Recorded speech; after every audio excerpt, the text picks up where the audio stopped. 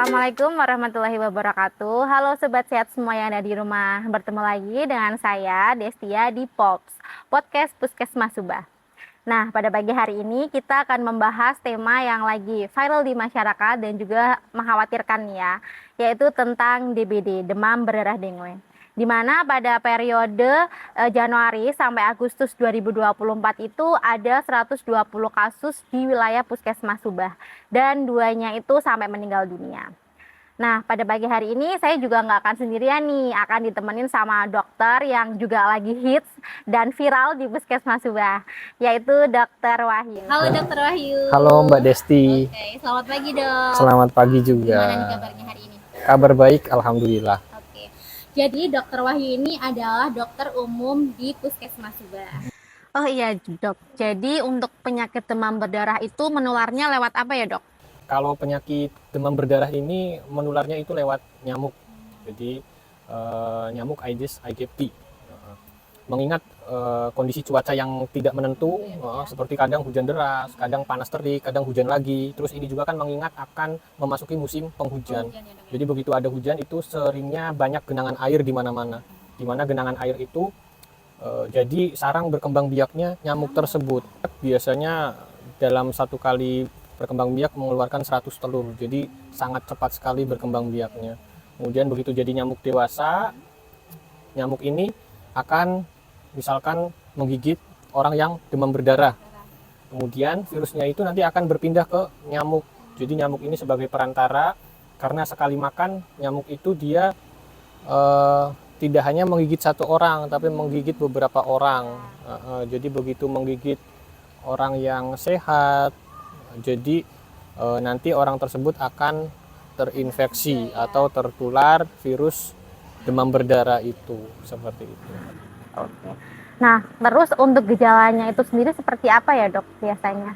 Kalau gejala dari demam berdarah dengue ini biasanya demam, tapi demamnya tidak bisa dibedakan dengan demam yang lain, tapi kita harus melihat gejala penyertanya. Biasanya keluhannya itu nyeri-nyeri, nyeri kepala, nyeri sendi, nyeri otot, nyeri di belakang bola mata, itu juga bisa gitu. Terus ada mual muntah terkadang, terus juga biasanya ada tanda perdarahan.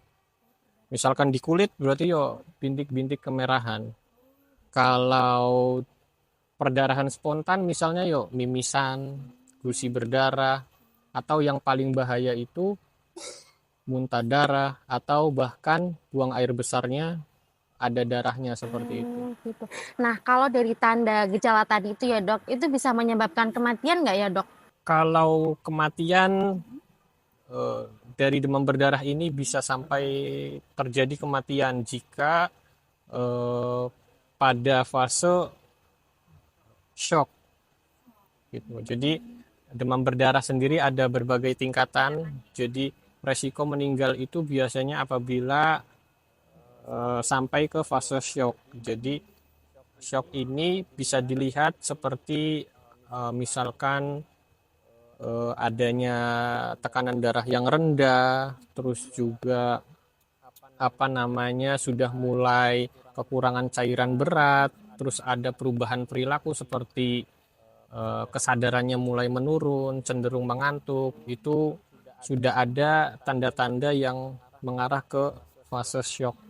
Jadi harus hati-hati sobat sehat semua.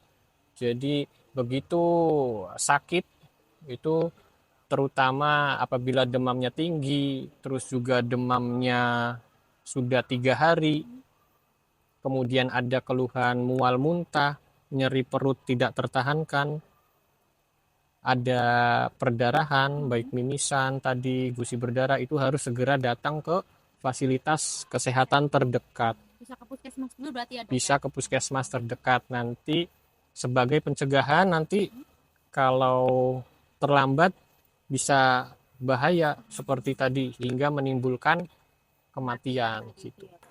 Nah, terus ya dok, ini gimana ya cara kita menentukan atau menegakkan diagnosis dari demam berdarah itu sendiri?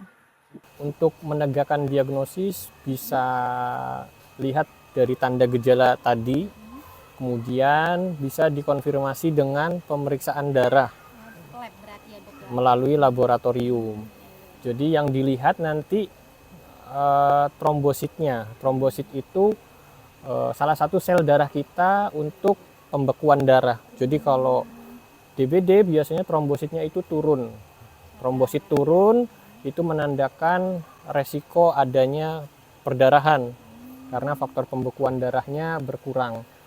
Jadi makanya keluhannya tadi ada mimisan, gusi berdarah atau perdarahan bagian dalam itu.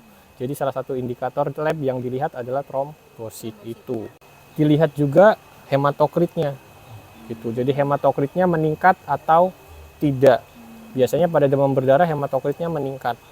Itu sebagai tanda terjadinya kebocoran cairan plasma di dinding pembuluh darah seperti itu. Makanya akan terjadi dehidrasi, kekurangan cairan. Kita bisa melihat dari fisiknya itu akan terlihat lemas gitu.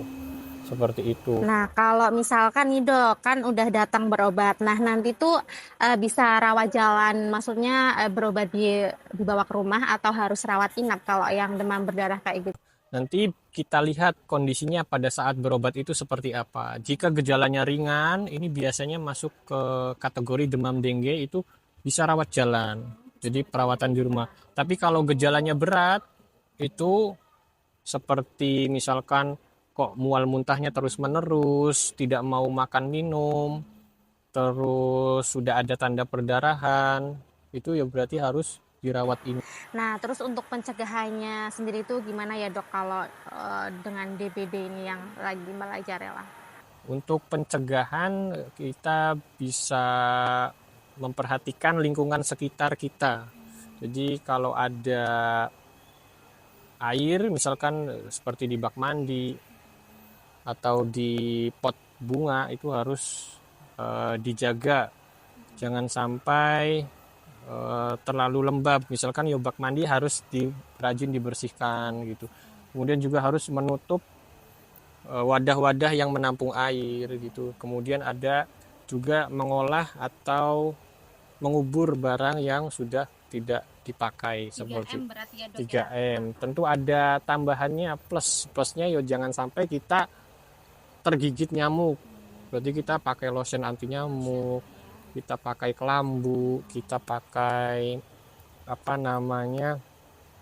memelihara ikan pemakan jentik nyamuk itu juga bisa. Itu juga bisa ya dok ya.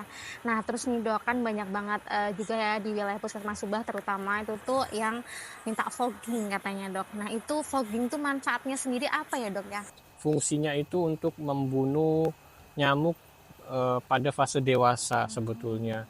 Jadi tapi untuk jentik-jentik nyamuk tetap tidak bisa. Jadi kalau bisa jangan hanya dengan fogging, tapi pencegahan tadi 3M plus itu juga dilaksanakan. Terus juga efek dari fogging ini terhadap saluran pernafasan juga tidak baik karena kan itu mengandung bahan insektisida. Wah sobat sehat semua, informasi tadi yang disampaikan sama Pak Dokter sungguh sangat bermanfaat sekali ya untuk sobat sehat semua yang ada di rumah. Nah ini untuk dokter sendiri ada pesan khusus nggak ya buat teman-teman yang ada di rumah?